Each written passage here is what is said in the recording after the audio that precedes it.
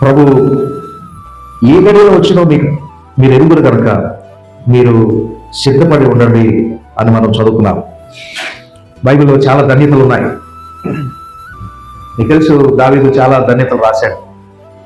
ప్రభు కూడా మత్తయి సువార్తలో చాలా ధన్యతల గురించి మాట్లాడాడు. నీతి నిమిత్తం ఆకలి దప్పులు గల వారు ధన్యులు, పరలోక రాజ్యం వారిదని.